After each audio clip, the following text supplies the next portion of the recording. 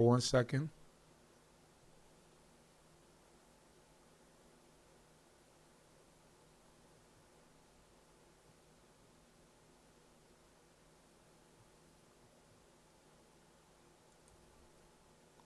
Okay.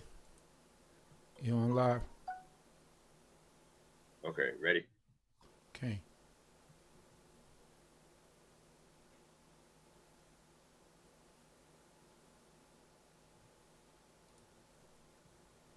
Shalom, shalom, family. Welcome to this Torah study. As you can see, the title of it is we're going over the portion Chuquat, where Nasik, Zurishaddai, Yehudah, a teacher in this nation, one of the members of the old BINAH King, and he's here to go over a few pointers with us. He's going to go over the portion of Chuquat, and we thank the Most High God for his life. We thank the Most High God for all things and everything first and foremost. So, Nasik, whenever you're ready, the mic is yours. Okay. All right. Let's give me one moment. Yes, and let me just get rid of this noise. Okay, no problem. One so second. we're gonna begin once again to do these portions. Nasik will review the portion from the previous week, bring out some other things that might have been missed. We always have great teachers with great understanding, but Nasik is definitely a person that brings out a lot of things that sometimes we might overlook. So without any further ado, Nasik, can you please take over? All right, thank you very much. First of all, I'd like to give praise to the Supreme Telling Universe, God of my forefathers, Abraham, Yitzchak, Yaakov, and due respects to and all the people that's out there in protocol being a staff. I'd like to also single you out, Chief Uziel Ben Lewy, for this opportunity, and also just in case they didn't get it, for brothers in D.C.B. who I have a close affinity with, the Chief Prince Yariel, also due respects, and all other princes, chief brothers and sisters out there. I greet you in the tongue of my forefathers, Shalom Aleichem, and early Shabbat Shalom. First of all, I say, Adonai Sabtaji Dakofi Yagi Tilateka. Oh Lord, Mama, open down my lips and my mouth shall show forth that praise. Just one thing I like to say, not that people miss certain things. I like to highlight another area. So, because I don't like to say a person might have missed this, directly if I'm speaking to an audience or a teacher. I don't like to say it went over your head. If anything, I might say this might have slipped by you. Not that it's above your intellect, but it might have slipped by you. So I always have try to keep a certain type of a respect for people that I talk to and listen to. So I'm gonna highlight Chukat, and I also had to apologize for last time because I'm not Zoom qualified yet. I thought I was on, had my picture up there, on Zoom, but evidently I'm new to this technology. But to make it go straight to the point, in Chukat, it's one of those things, as was explained by Rabbi Chief Benjamin, that is you come out have certain laws that defies logic, but yet is demanded by the Supreme Intelligent Universe. And as we read, I want to focus on one little particular point in here, and do that during that particular sidra. For those that know, a few Israelites will be doing a lot tomorrow, but normally some people might be doing a double portion tomorrow, which is Chukat and Balak. So and just for a point of information, is that usually when they have two sidros on the Shabbat, they normally focus on the first one, which is Chukat, and Haftorah they focus on the second one, which is Mikvah for Balak.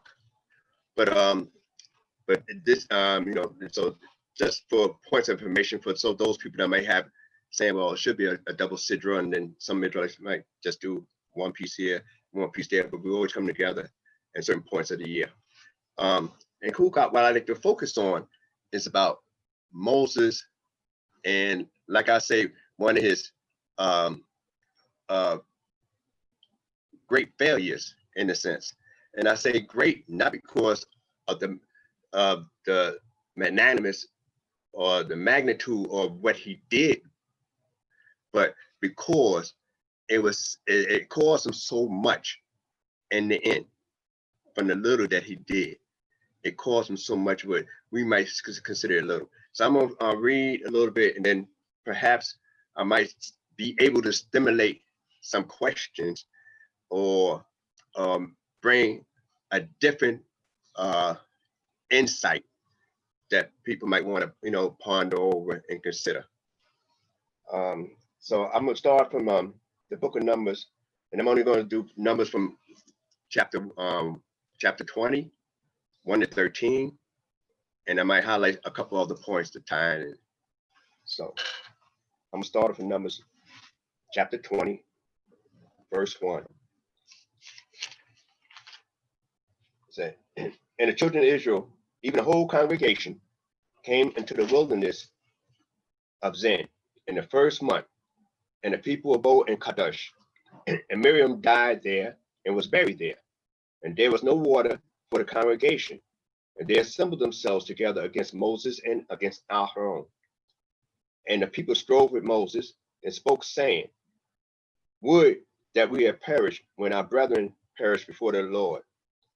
And why have you brought the assembly of the Lord into this wilderness to die there, we and our cattle? But I like to just focus on one, what period they talk about as our brothers did. We know they had water problems before. When they first come out the Yam Su, they sung a joy song. And then 3 days later, they had water that's sort of brackish. And I would like to just go through that just for a moment. Well, I'll go to that afterwards. But anyway, one of the things I like to highlight is that they consider themselves the congregation of the Lord. And you say, wow, you wish your brothers you would have died like your brethren, but you still remind yourself and thought of yourself as the congregation of the Lord, except in this time. So what are you trying to say? Are you still the congregation of the Lord? Or you're only the congregation of the Lord when things are going well? So they address Moshe and Aaron as if they're not part of the congregation of the Lord. Just something to consider for a moment as we move on. And they said, and why have you brought the assembly of the Lord into this wilderness to die there, we and our cattle? And therefore have ye made us to come up out of Egypt, to bring us up into this evil place. There's no place of seed, or figs, or vines, or pomegranates, neither is there any water to drink. Now, some of these things they remind you of, we know that the scouts brought back figs, pomegranates, grapes, custard grapes. So we get an idea who they're referring to. That congregation, like the Dathan and Korah bunch, that congregation that was slated to die within the 40 years period in the wilderness. So now they use those analogies to reflect back 40 years ago, not considering the miracle that they lasted 40 years, not considering the miracle that they wasn't part of the death march. And not, but yet, they remember the great things about the land, and they'd say, this land don't have that. Well, you knew it didn't have it. That's why they had to bring it back. So you wonder how Israelites think sometimes and what's on their mind. They can remember 40 years ago, they know that wasn't growing there. but that's read, but they associate that even death would have been better for them with those other generations, even with Dathan and Korah and Byron. But let's read a little bit further as you see here it says, and Moses and Aaron went from the presence of the assembly unto the door of the tent of meeting, and fell upon their faces, and the glory of the Lord appeared unto them. And the Lord spoke unto Moses, saying, take the rod, take the rod, and assemble the congregation, thou and Aaron thy brother, and speak ye unto the rock before their eyes, that it give forth its water. And thou shalt bring forth to them water out of the rock, so that thou shalt give the congregation and their cattle drink. So now we have an interesting thing there. They made some accusations, and hard accusations, but yet we don't see the Creator scolding them at this particular time. We find out that the Creator telling Moshe, yeah, go get that rod. That's before the Lord. But what's interesting, we will pick up later on, but the Creator told him, get that rod that he did so many wonders with. The rod that he held out over the Yam Suf. The rod that Aaron used to cast down and turn to a serpent. That same rod that he was able to, hold up when they battled Amalek. That same rod when he was able to hit the rock 40 years ago. Said, bring that rod. You and Aaron. So they both on a mission. But one of the things I like to carry on from here, it says, the congregation, and 9th verse, and Moses took the rod from before the Lord as he commanded him. All right. Only problem with that is usually, and the Lord, and the Lord spoke to Moses again, and then he do such thing. Now it's usually a word order reverse that you tend to look at. When it says, and Moses took the rod from before the Lord as he commanded him. Usually it's the command, then the action. But we'll move on just a little bit to 10th verse. It said, Moses and Aaron gathered the assembly together before the rock, and he said unto them, hear now, ye rebels, are we to bring forth water out of this rock? All right. Now, I want to go back just a moment to this 6th verse, 7th verse. All right, and the 7th verse, and the Lord spoke to Moses, saying, take the rod and the assembly and the congregation, thou and Aaron thy brother, and speak ye unto the rock. Now, when he used the word speak and use the word debar-tem, that means that not only Moses is supposed to be talking, Aaron also supposed to speak to the rock. Though Moses had the rod in his hand, it's not him alone that is supposed to address the rock. And a lot of times that might slip by us simply because we might not see the Hebrew part of it. But that verb, to speak was for both of them to speak to the rock, not just Moshe. And that leads to the point that we're coming up to.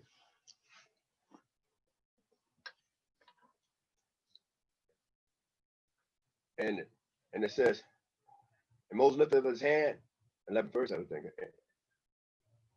Oh, yeah. All right. He said, must we bring, water? And Moses lifted up his hand and smote the rock with his rod twice, and water came forth abundantly, and the congregation drank, and their cattle. All right, I'm gonna stop there at the 12th verse for a minute. Now, he called them rebels. He was supposed to him and Aharon was supposed to speak to Ra. Now, my question would be, just reading the story, if he don't need the rod to perform this miracle, then why get it in the first place? It would look like if I had this 40 years ago, and 40 years ago I was told to strike the rock, and I'm gonna like to read that part too, and make a little bit of a correlation in the book of Exodus, I think around the 17th chapter.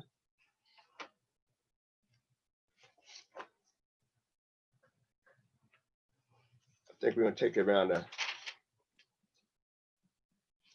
first verse in 17th chapter should be.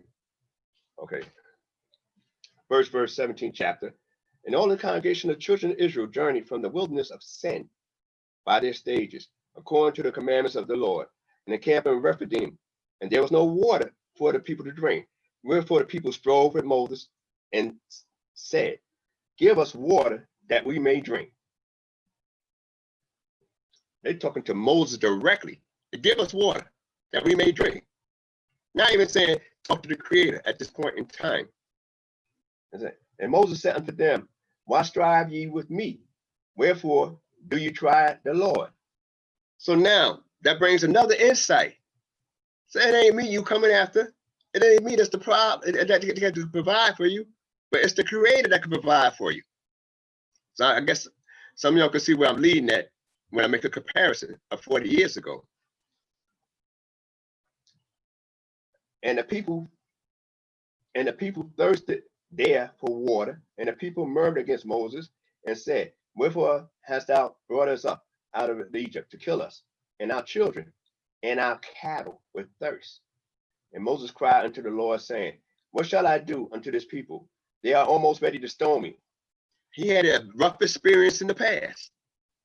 The very first time, this is actually the second time he had an issue with water, but the very first time that there's no water, period. The first time was water, but they couldn't drink it. They didn't like the way it was bitter. But this is the first time there's no water at all in the book of Exodus. And it says, and the Lord said to Moses, pass on before the people and take with thee the elders of Israel, and thy rod wherewith thou smotest the river, take in thy hand, and go, and behold, I will stand before thee there upon the rock in Horeb, and thou shalt smite the rock, and there shall come water out of it, that the people may drink. And Moses did so in the sight of the elders of Israel. And the name of the place was called Massah and Meribah, because of the striving of the children of Israel, and because they tried the Lord, saying, is the Lord among us or not? So I try to draw up a little bit of a scenario here by comparing 40 years ago to this 40 years period. And in this 40 years period, they want to know if God's with them or not. God's, you know what I mean? So they tempted the Lord to try to find out, is the Creator still traveling with us? And Moshe was assured at this particular point in time, 40 years ago, that, yeah, I'm going to the rock. I'm bringing this rod, me and the elders, and I'm going to strike the rock. But my assurance is the Creator's already ahead of me, and he's going to be there. But this time, I'm told they take the rod, take the elders, and me and Aaron go ahead, and then we speak to the rock. Different scenario. So first time, I'm sure this gonna play out okay. I'm sure this gonna work out all right. Now, my condition's a little different. I just lost a sister because we know we're in the 40th year. We know pretty much what time that Miriam had died. We know also that Aaron died in the 5th month, which is the next month coming up with a month of Meribah from the time of the Exodus in that 40th year. He's the only one we have an exact date of death, which is Rosh Chodesh, which is next month. So now when we look at this, so we got a time frame that we can map out that, you know, that Miriam died, we're in the 40th year, and it's 40 years ago that he had struck the rock, pretty much. All right, and it goes on to say, and these were the waters of Meribah, where the children of Israel strove with the Lord, and he was sanctified in them. Now, that's where I was going to stop at. And I'm going to try to monologue a little bit and hopefully open up some feedback and conversation. Now, one of the things is that when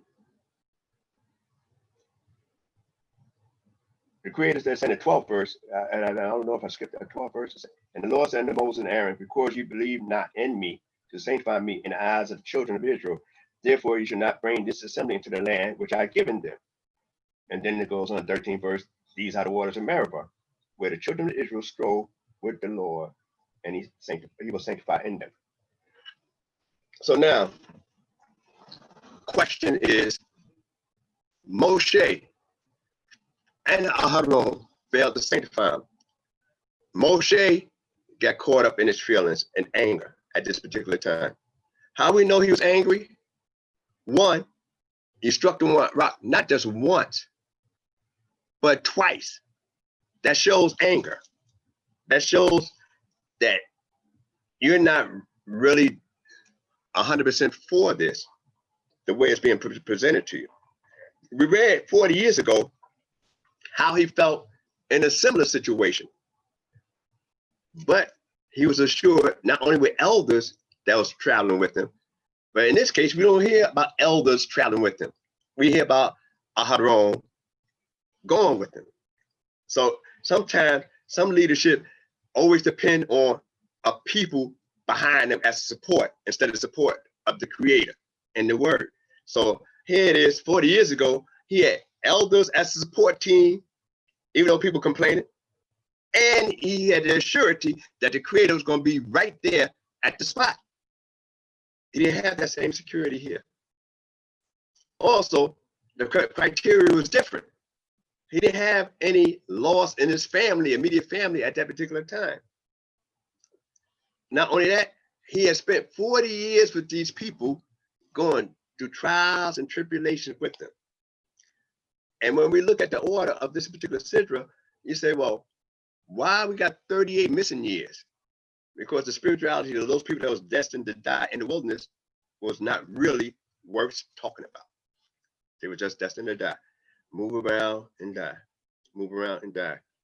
So if Moses failed to sanctify the name of the creator, one thing I like to ask, or try to provoke some thought, is that wasn't his name sanctified there? As we read in this particular verse, the 13th verse, say he was sanctified there at the same spot that pretty much they was at 40 years ago. So we say, well, okay,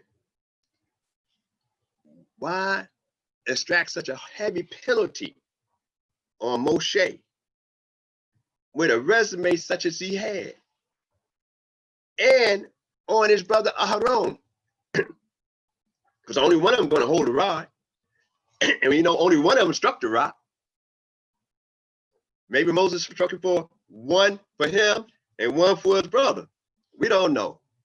It's always a field day about why he did what he did. But that question is answered in the text. When the creator said, you didn't believe in me. You didn't have the faith in me. That's what the question is answered. So his penalty is not, even though it was wrong to strike the rock, his penalty is not just calling the people rebels, because also 40 years ago, he said, surely this is stiff-necked and rebellious people. After the sin of the golden calf, when he pleading for them for 40 days in the mountain after they built the golden calf. So this is not the first time he used that phrase, rebellious. It's not the first time he called them stubborn. The creator called them stubborn, and he called them stubborn. It's not the first time the people regret going towards the land. They found out they regretted 40 years ago. It's not the first time they worry about thirst. They worry about thirst this time as well. And at both times, the creator never denied them water for them to drink and their little ones in the cabin, at neither time. So now, the strange thing is,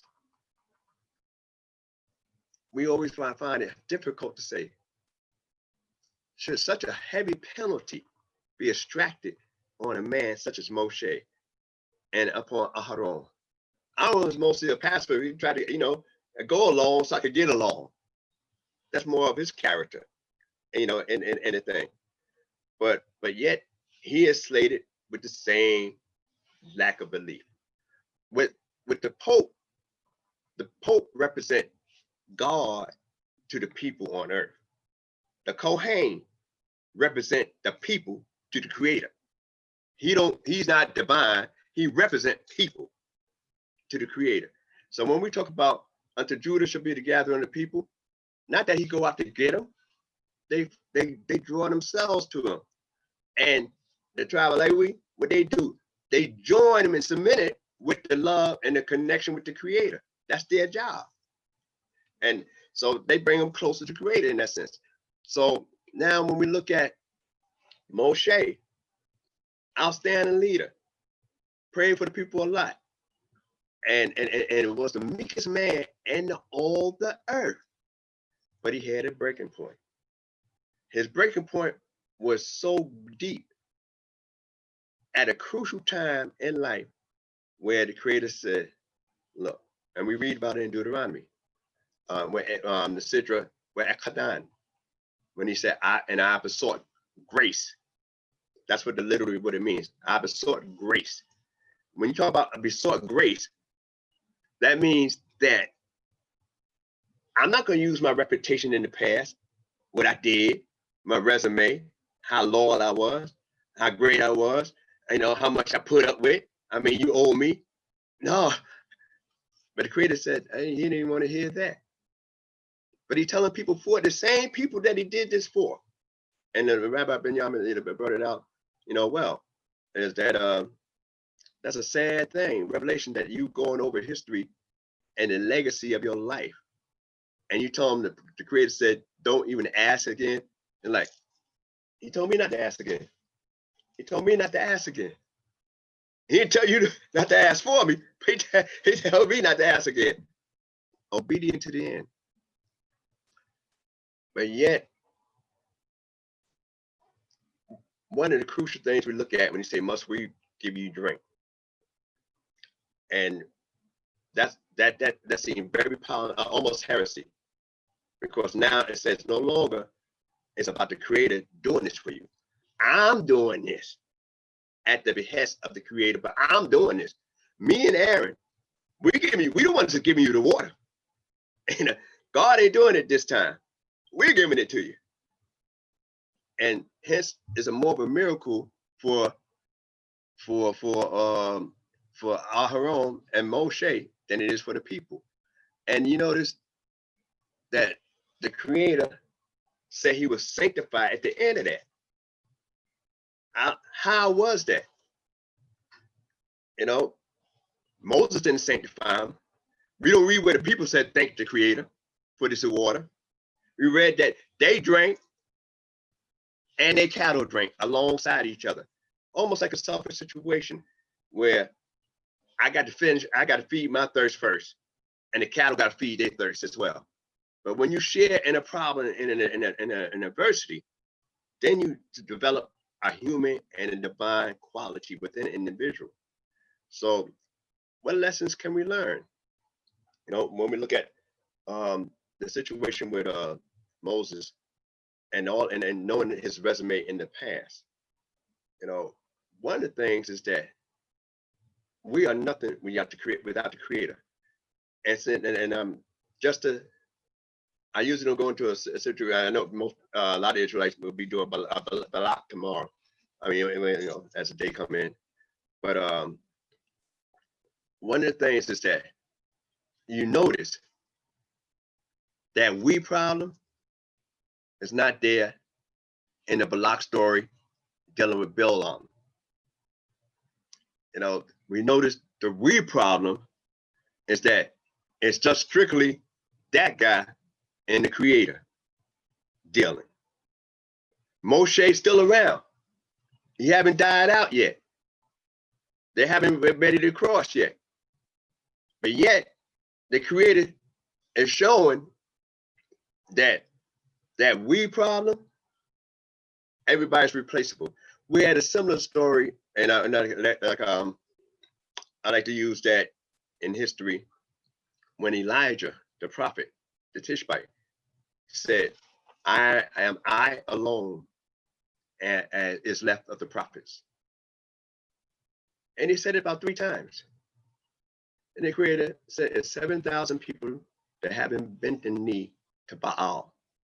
Why you don't know them? Because they don't need your services.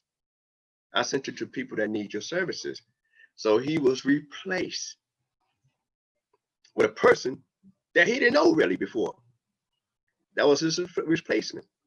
So the thing is that the lesson we could always learn in leadership is that as a leader, and this is a lesson for leaders where we don't fail at the most crucial time, that Aharon, when his sons died on the most happiest day of his life, the show must still go on, and he must still function as a leader.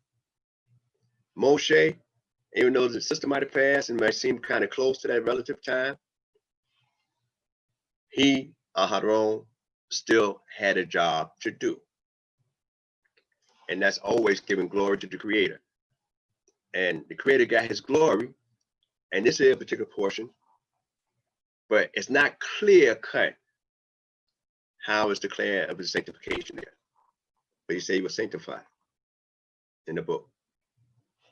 So that's my little drush on that little area there. I hope I was able to provoke some thoughts here and there throughout the people in the community. And any mistakes only been my own. And any questions, you can always get the Chief Who's Larry, we on this channel, and there, yeah, get to me if I don't have anything tonight. Thank you very much, and all praise to the Creator. Shalom Aleichem. Hallelujah. Nasik, thank you for the breakdown and highlighting those points. I have a question for the people, right, that they might not know. What is the difference between Parasha and Sidra? You often hear people say some people say Parasha, you hear some people say Sidra. What is the difference? The Sidra is the whole thing. In other words, to the end, like when you see Chukat, when you say, well, this end and the next Sidra come up, that's a Sidra. Right. The Parshios is like when if you follow a rabbinical portion, they have they say, well, they say aliyah, aliyah. When people make a aliyah to go up to the torah, all right, that there's 7 parts that they do. Right. Those are called parshios. And just that the name now, parshiot, dominates. So people just say the parsha, but that's a generic term. But the literal term, when they talk about the sidra, that's the order, because we must remember the scriptures was not written in chapters and verses. Right. It was written in sidros and parshios. And the monk, I forgot his name, Stevens or somebody from the Middle Age, had made it written on his way to the Vatican, whatever, traveling in his travels in Europe, broke it down into chapters and verses so that it'd be easier to debate with, quote unquote, anybody of Hebrew, background. Because we'll say, well, okay, you gotta go into the book of in the Sidra of Balak. Right. Maybe about the 3rd or 4th parshiot. So now they don't do it like that in a church. Right. And it'd be hard for them to find the spot when you say parshiot, especially people that don't follow a particular, for lack of a better word, a rabbinic tradition. Right. So therefore, they started with the chapters and verses, and that's why sometimes, if you have a congregation, and some people have a King James Version book, and we might be speaking from a Masoretic text. When I say a Masoretic type text, that means the way the book is ordered. And that your chapters might be different. Your verses, your chapter might start at a different spot, especially when you get around Deuteronomy, something to that effect, than where mine might start. Also, you might find, like in the book of Yoel, you might have more chapters in the book of Yoel than we might have, where we break it down. And also, one more thing while we're on that subject matter, that understanding the way our text is set up. When we say Tanakh, just an acronym for Torah, Nevi'im, which prophets, and Ketuvim. Torah we just using generically in that sense. You know, though it means teachings, but if we be accurate, we say kumish, because we mean 5. But anytime you get instructions, you know, that's teachings. So to be more precise, we say, you know, kumish. But then in the King James version or Christian scriptures, they have, you know, basically the first 5 pretty much with Joshua and them. Then they deal with what they call the writings, like, you know, the Psalms, the Proverbs, Ecclesiastics, and stuff like that. And you notice that the prophecy, Isaiah, Jeremiah, you know, Ezekiel, Jeremiah, on them, that's towards the back of the book. Why? Because it's a segue to Matthew's. Because during that time, they're talking about a coming of a Messiah. Right.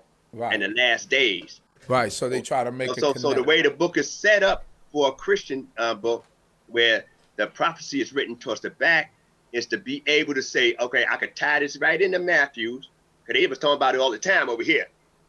And this is the guy right here. Right. And they're moving on like that. So that's what one of the reasons why they ordered their books that way. Okay. Another question. Oh, I had a question right on my mind, and it just escaped me just that quick. There was another question in regards to, we often get on the D.C.B channel. Every now and then we have someone that chimes in and says, "Oh, you know, you guys, why are you guys wearing head covering, right?" And they derive this from a verse in the New Testament. You know, you have messianic Israelites that followed, you know, these are Israelites that also follow the New Testament, and they always criticize us on having head coverings, because there's a passage in the New Testament that speaks about the man is the head of his woman, and Christ is the head of the man, and anyone that had their head cover, you know, is basically violating something.